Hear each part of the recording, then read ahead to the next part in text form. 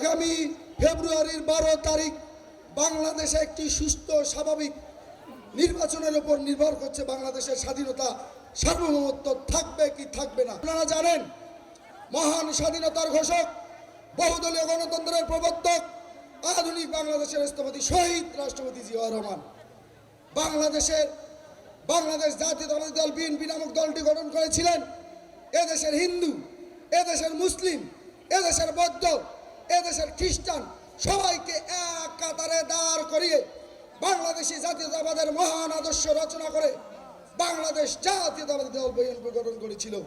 যে দলটিতে হিন্দু, মুসলিম, বৌদ্ধ, খ্রিস্টান যে যার যার ধর্মীয় রীতিনীতি এবং ধর্মীয় ভাব গাম্ভীর্য বজায় রেখে পালন করে এবং যার যার কর্মস্থলে থেকে সঠিকভাবে কর্ম করে, অর্থাৎ দুর্নীতিমুক্তভাবে কর্মস্থানে কর্ম করে দেশকে এগিয়ে নিয়ে যাবে। এটাই হলো শহীদ রাষ্ট্রপতি জিয়াউর রহমানের হাতে গড়া দল বিএনপি। এটাই হলো বিএনপি রাজনীতি। আপনারা জানেন, কিছুদিন আগে আমাদের মা মাটি এবং মানুষের নেত্রী, সাবেক তিনবারের নির্বাচিত প্রধানমন্ত্রী স্বয়ং সৃষ্টিকর্তার ডাকে সাড়া দিয়ে পরলোক গমন করেছেন। এই ভরা মজলিসে আমি গণেশচন্দ্র রায় সাহস আপনাদের সবার কাছে তার জন্য আমি দোয়া প্রার্থনা করছি। আপনারা অবশ্যই স্ব ধর্মীয় রীতি অনুযায়ী তার জন্য দোয়া করবেন, তিনি যেন জান্নাতের সর্বোচ্চ বাগিচায় অবস্থান করে। আমি বক্তব্য দীর্ঘায়িত করব না, শুধু এটুকুই বলবো, দীর্ঘ 17 বছরের অবসান ঘটিয়ে গত 25 ডিসেম্বর একটি বহুল প্রতীক্ষিত ঘটনা ঘটেছিল। কি সে ঘটনা আপনারা জানেন, আমাদের হৃদয়ের স্পন্দন, যিনি আগামীতে প্রধানমন্ত্রী হবে বলে আমরা বিশ্বাস করছি এবং আপনাদের ভোটের মাধ্যমে অত্র এলাকার জননেতা জনাব সাইফুল ইসলাম নির্বাচিত হলে যার হাত শক্তিশালী হবে বলে আমরা বিশ্বাস করি, দেশ নায়ক জনাব তারেক রহমান বাংলাদেশের মাটিতে পদার্পণ করেছিলেন। তিনি এসেই তার 17 মিনিটের বক্তব্যে একটি কথা বলেছিলেন, একটি বাক্য বলেছিলেন। তিনি বলেছিলেন, আই হ্যাভ এ প্ল্যান, অর্থাৎ তার একটি পরিকল্পনা আছে। ইতিমধ্যেই একটি নাটিকার মাধ্যমে আপনারা তা বলে দেখেছেন, তা বুঝেছেন, আমি বিশ্বাস করি। তিনি কৃষক কার্ড, ফ্যামিলি কার্ড, স্বাস্থ্য কার্ড এবং মসজিদের ইমাম, খতিব, মুয়াজ্জিনদের সম্মানী ভাতা সহ অপর ধর্মের পণ্ডিতদেরও সম্মানী ভাতার কথা তিনি তার পরিকল্পনা বলেছেন।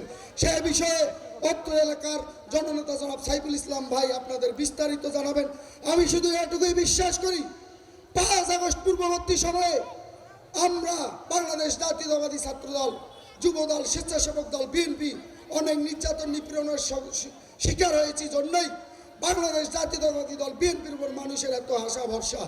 আমরা বিশ্বাস করি, অতীতে যদি কারো কোনো ভুল ভ্রান্তি থেকে থাকে, যদি তারা ক্ষমা প্রার্থনা করে, অর্থাৎ তারা যদি বাংলাদেশ জাতীয়তাবাদী দলের আদর্শ তথা বাংলাদেশের জনমানুষের জন্য রাজনীতি করতে চায়, আমরা অবশ্যই তাদের স্বাগত জানাই।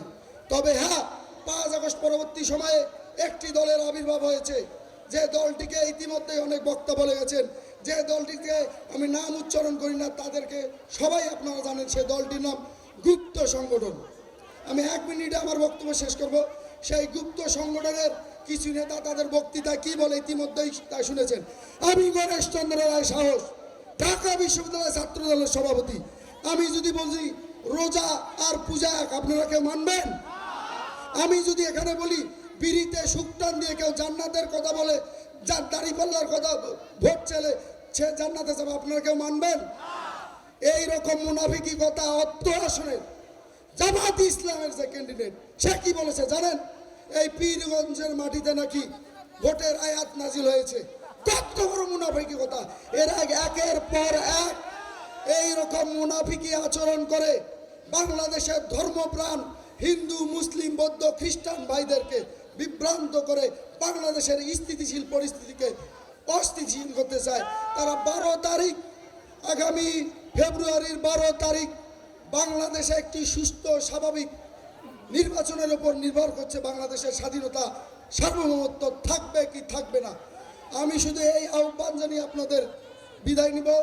আপনারা অবশ্যই নির্ভয়ে নির্বিঘ্নে ধর্মপ্রাণ মুসলমান ভাইয়েরা এবং ধর্মপ্রাণ হিন্দু ভাইয়েরা এবং অপর ধর্মের ভাইয়েরা সবাই ভোট কেন্দ্রে কোনো গুজবে কান্নি দিয়ে ভোট কেন্দ্রে গিয়ে আপনার পছন্দের প্রার্থী জননেতা জনাব সাইফুল ইসলামকে ভোট দিয়ে জয়যুক্ত করবেন, এই আশা এবং প্রত্যয় ব্যক্ত করে আমি আমার সংক্ষিপ্ত বক্তব্য শেষ করছি।